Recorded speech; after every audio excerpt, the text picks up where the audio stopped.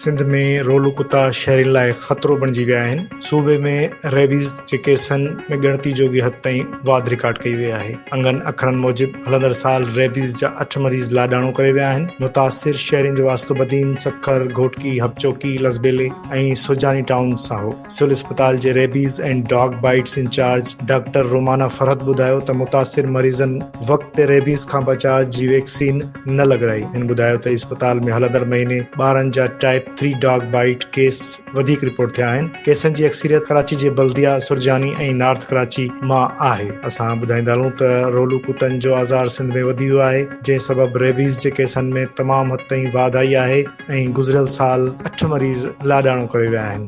सिंध में रोलू कुतनि जे करे शहरी वॾी परेशानी जो शिकार आहिनि। फोत थींदड़ शहरियुनि जो तालुक बदीन, सखर, घोटकी, हपचोकी, लसबेले ऐं सुरजानी टाउन सां ॿुधायो वञे थो। सिविल अस्पताल जे rabies and dog bites incharge doctor Romana Farhat ॿुधायो त मुतासिर मरीज़नि वक़्त सिर रेबीज़ खां बचाव जी वैक्सीन न लॻराई। हिन ॿुधायो त अस्पताल में हलंदड़ महीने ॿारनि जा टाइप 3 डॉग बाइट केस वधीक रिपोर्ट थिया आहिनि।